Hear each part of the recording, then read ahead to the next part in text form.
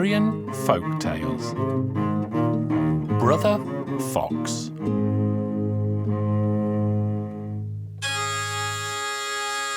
The fox and the wolf were not the best of friends. The fox had tricked the wolf too many times, and so the wolf decided it was time to eat the fox. One day, 12 carts full of fish came trundling down the road. The fox stole a stack of fish from one of them.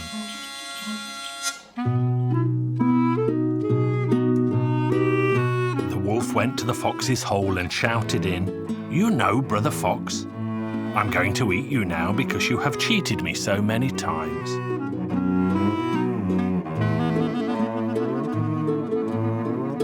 Then he saw the pile of fish.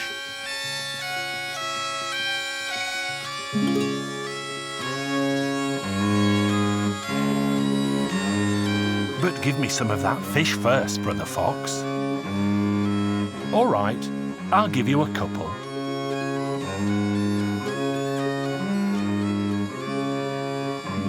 And the fox gave him some. "Where did you catch these, Brother Fox?" "In the river, Brother Wolf." "Well, teach me how to catch some too." "All right, Brother Wolf, I'll teach you." So they both went out onto the frozen river and cut a hole in the ice. "Well, Brother Fox, put your tail in here and wait until the fish begin to bite.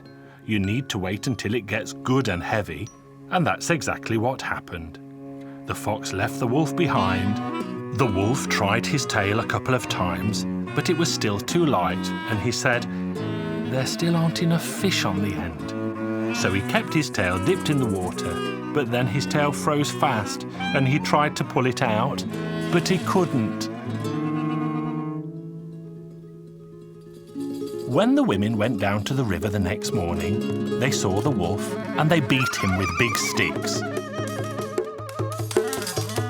The wolf leapt about until his tail tore off, and he ran away in anger.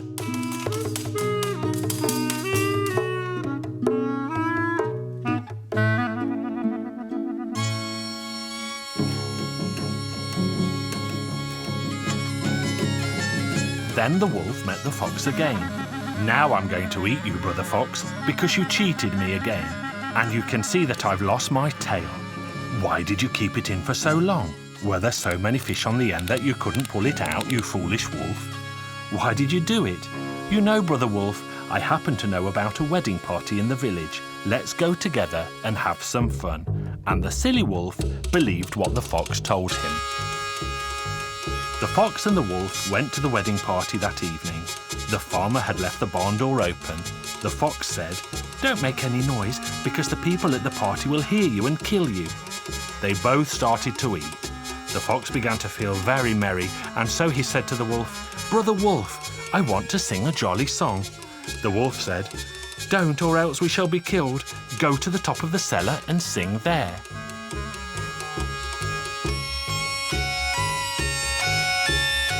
The fox started to sing so loudly that all the people came out from the party.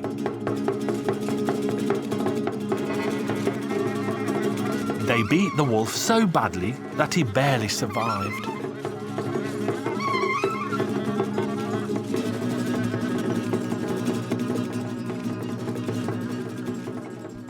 The fox had a brilliant idea and rolled in tar in the hen's trough. The tar froze on the fox and looked just like bone sticking out of his skin. Then he went to the road where he knew the wolf would pass. He lay in his way and started to groan and moan in pain. The wolf eventually hobbled by. "Now I'm definitely going to eat you up, Brother Fox. Brother Fox, you had me badly beaten, although I told you not to sing. Your problem is less than mine, Brother Wolf. You know what, Brother Fox? Sit on my back." And they walked like this for a while until the fox said, "The beaten one carries the unbeaten one, the unbroken one carries the broken one." "Excuse me, what was that you said, Brother Fox? I am fighting to stay alive, Brother Wolf. I don't know who will look after my children when I'm gone." They carried on walking like this for a while until the fox said again, The beaten one carries the unbeaten one. He carries the unbroken. What was that again, Brother Fox? I'm fighting to stay alive, Brother Wolf. I don't know who will look after my children when I'm gone. Then the fox started again. The beaten one carries the unbeaten one. What are you going on about again, Brother Fox? I'm fighting to stay alive, Brother Wolf. I don't know who will look after my children when I'm gone. Then the fox leapt into his hole, but the wolf caught the fox's foot. You did not catch my foot, Brother Fox. It's the tree root. The wolf let the foot go and then caught the root. I won't budge from your hole until you come out, and then I will eat you. But the fox could make do with the fish he had. The wolf got very hungry and left the fox's house. And he has been roaming the forest ever since.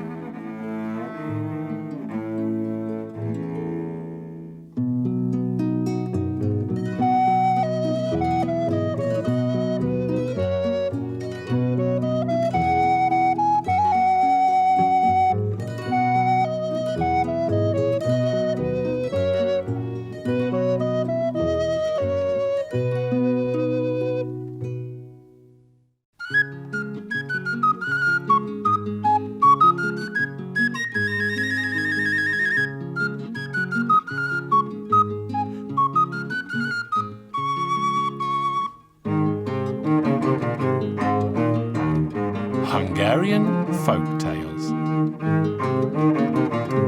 The Pussycat Princess.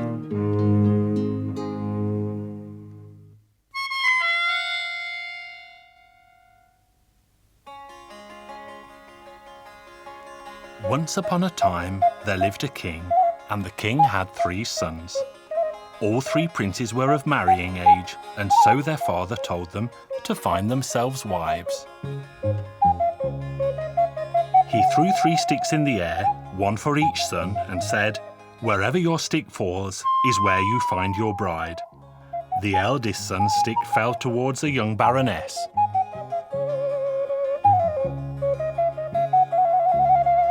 The middle son's stick fell towards a young countess, while the youngest son's stick fell towards the dark forest. The young men all left the palace, but the youngest one was very sad. He had no idea how he would find a bride in the thick forest.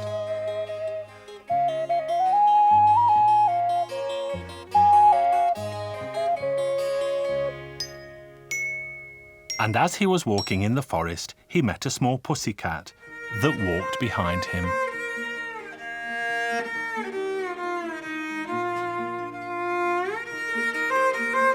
The young prince spoke to the pussycat and said, "My royal father told me to travel to these parts where I would find my bride, but I can't see a girl anywhere near. Don't worry, I will marry you."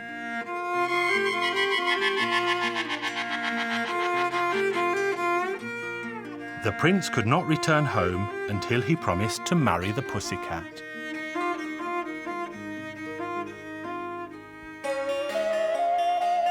The other princes had already arrived back, and their father asked them each what they thought of their bride.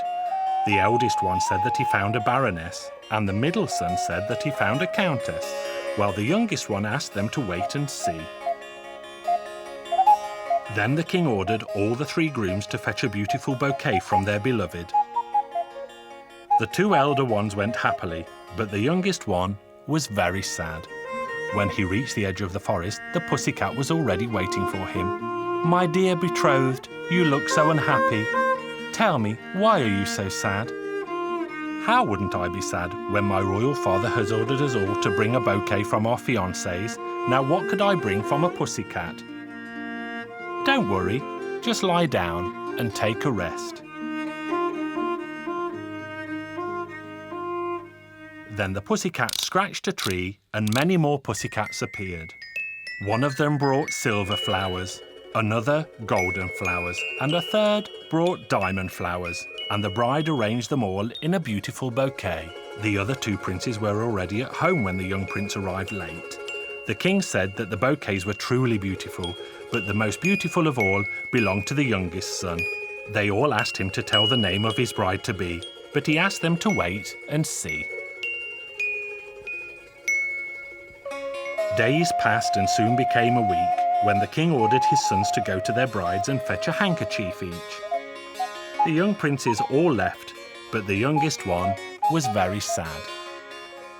By the time he reached the edge of the forest, the pussycat was already waiting for him. "My dear betrothed, you look so unhappy. Tell me, why are you so sad?" "How wouldn't I be sad when my royal father has ordered us all to bring a handkerchief from our fiancés, but a pussycat cannot weave."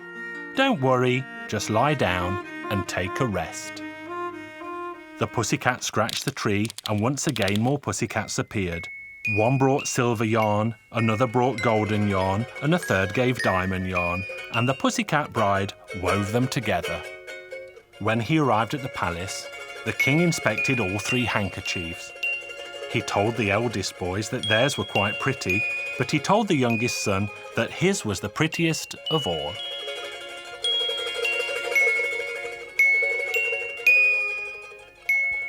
Weeks passed and soon became a month when the king told his sons to bring their fiancés to the palace. The 2 elder boys went happily for their spouses, while the youngest one became sadder than ever before. How could he possibly take the pussycat home?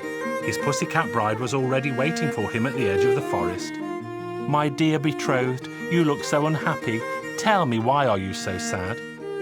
"How wouldn't I be sad when my royal father has ordered us all to fetch our brides? Now how can I present a pussycat at the palace?" "Don't worry, just lie down and take a rest." The youngest prince thought he would never sleep, but at last he succumbed and fell into a slumber.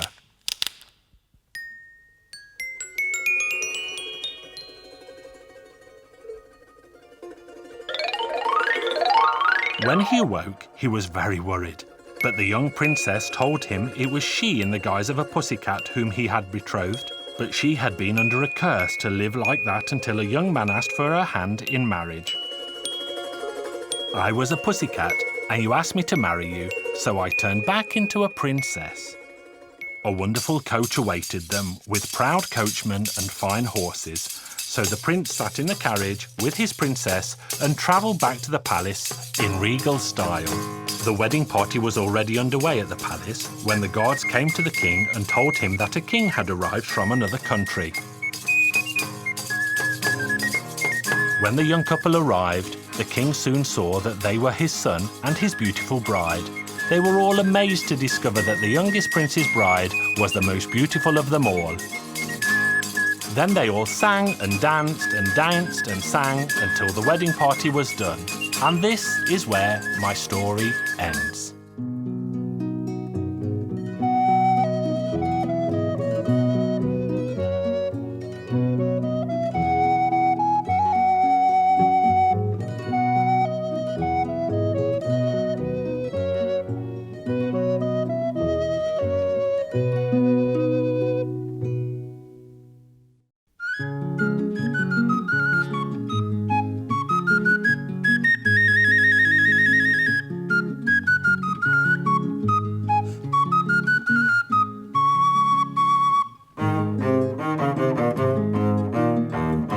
Hungarian Folk Tales.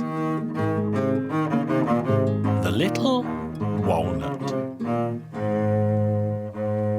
Once upon a time, there lived a poor man who had so many children they were like ants in a hill. The children often went without food for 3 days in a row. They were so very poor. So their father set off to find some food for his family. He was walking in the forest when the devil met him, disguised as a man. "Where are you going, poor man?" "I'm going to find some food for my children.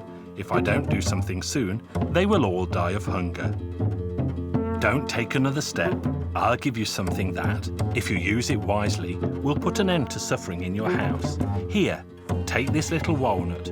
Give it any order you like, and it will be done without delay." "But what am I to give you in return?" "I don't want anything much. Only the thing you don't know about in your home." The poor man started thinking what it could be that he didn't know about, but he could not think of a single thing. And as times were hard, he gave his promise. The poor man arrived home with a little walnut, and his wife asked, "Have you brought food?" "We are all so very, very hungry." "Well, I didn't exactly bring food, but I did bring a peculiar nut. The man who gave it to me said that we can order it to do anything we desire, and it will be done. Why did he give it to you? I'm sure he wanted something in return. All he said was that I am to give him what I don't know about in my home in return for the nut. Oh, you faithless fool, what have you done? You can see that I'm expecting a baby, and you didn't know about it, and now you have given it away. It's not my fault, wife, but what is done is done. The poor man gave an order to the walnut. Well, little nut, all of us need food, drink, and clothes. I order you to make them now. And everything the man asked for was provided, and they all sat down to eat finer food than they had ever tasted in their lives before. The poor man also wanted a larger home, and so he ordered the little walnut to build him a large brick farmhouse with green gardens, lush pastures, and fine farm animals. The poor man soon became a rich man, and his baby was born.